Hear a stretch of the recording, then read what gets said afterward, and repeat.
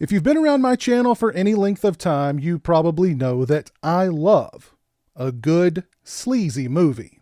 However, Lamberto Bava's Delirium goes beyond sleaze into full-blown perversion. Delirium is just a downright pervy movie. And I loved it. Gloria, a former model turned prostitute turned magazine owner, geez, how's that for a resume, is being stalked by a maniac who fancies themselves a photographer. Who's their favorite subjects to shoot?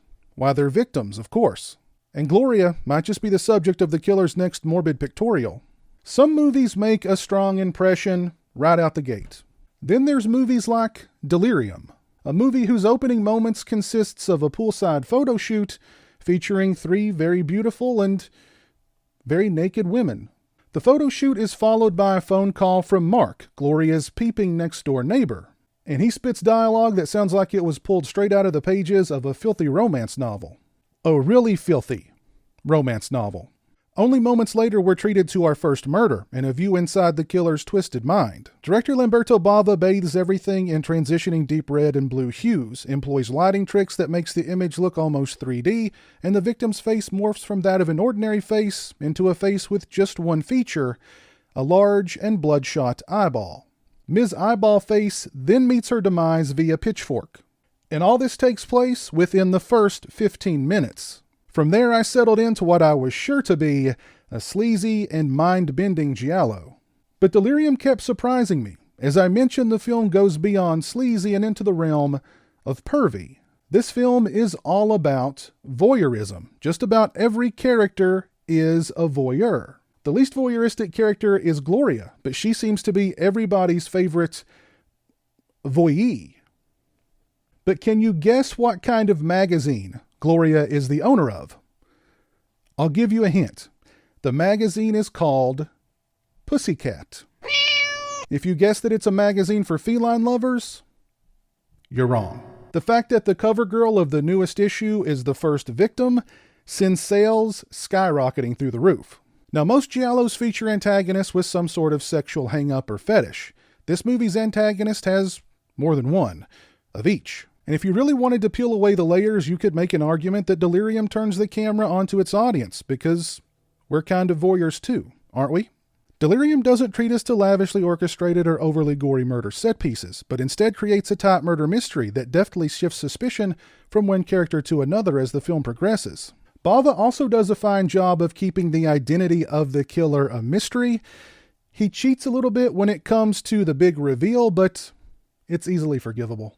The cast is chock full of familiar faces from Bava films past, and Daria Nicolodi and George Eastman make great additions to the cast as well. Serena Grandi delivers a fine performance as Gloria.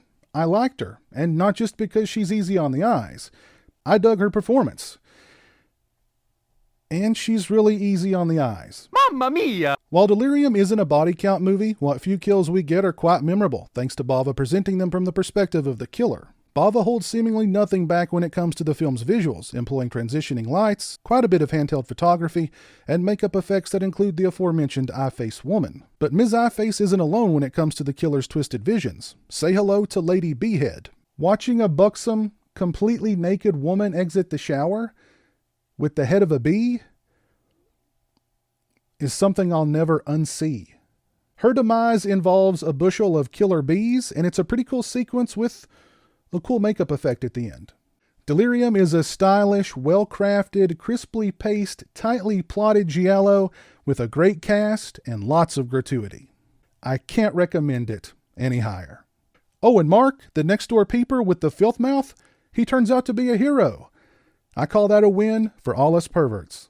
As far as this Blu-ray from Code Red is concerned, this release features the 2016 HD Master with extensive and painstaking color correction. I thought the film looked absolutely fantastic. I'd give the overall picture quality and sound quality for this release a solid 4 out of 5. However, if you do purchase this release, just don't look on the back of it, because the back of it has a huge spoiler. The back of this release actually features the killer's face on the back of the release.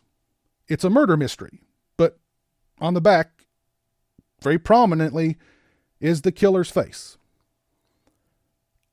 making a very killer-looking face. So just don't flip over the Blu-ray and look at the back of it. Also, if you look up Delirium, if you Google it, you're going to see a lot of pictures of the killer at the end of the movie. Like a lot of pictures of the killer at the end of the movie. There are a lot of great moments in this film that are perfect for a photo. Why there are so many photos of this movie that just feature the killer, I have no idea. But they're all over Google. So don't Google Delirium, and if you buy this Blu-ray, just don't look at the back of it. As far as extras are concerned, first up we have a new interview with Lamberto Bava. It's 18 minutes and 51 seconds in length. Mr. Bava did not have great things to say about Serena Grande, and I stopped it right there. Because I'm not just going to sit there and listen to somebody talk crap about my Serena. We have a new interview with Luigi Montefiore, a.k.a. George Eastman. It's 8 minutes and 58 seconds in length. Mr. Eastman talks some crap about Lamberto Bava right off the bat. He calls him a quote-unquote half-man and an idiot. You got to love those Italians. If they don't like you, they just tell it how it is. No beating around the bush. I respect that. But then Mr. Eastman starts talking crap about Serena Grande. He actually calls her the worst actress he's ever worked with, which I find hard to believe because I've seen a few of Mr. Eastman's films, and there's been some actresses in those movies that were pretty bad. And by the way, George, your best known performance is one in which you have zero dialogue and you eat your own intestines at the end. Come at me, bro. Next, we have a new interview with DP Gianlorenzo Battaglia. It's 8 minutes and 32 seconds in length. He discusses creating the lighting design for the killer POVs. He discusses how comedies are more difficult to light than horror or thrillers. And he has very nice things to say about my Serena. Great interview with Mr. Battaglia. Next, we have a new interview with art director Antonello Galang. It's 12 minutes and 50 seconds in length. He discusses the villa where they shot most of the film. He discusses the pleasant atmosphere on the set, how pleased he was with his work on the film, and more. We also get vintage interviews with Mr. Bava, Mr. Eastman, and David Brandon. Overall, this is a really nice Blu-ray release for Delirium from Code Red. If you're a fan of this film, then this Blu-ray release is an absolute must. If you've not seen Delirium before, I highly, highly recommend it.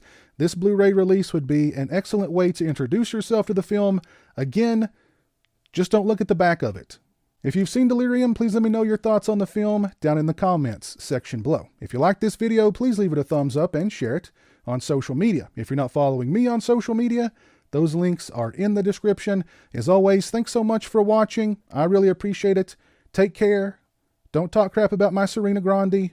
And until next time, peace. A huge shout out to all my patrons and channel members. I appreciate your generosity and support of my channel. Become a patron today and join me for exclusive live streams, get early access to videos, and have a say in what movies I review on my channel. Become a channel member and get access to exclusive badges and emotes to use when I stream. Links are in the description.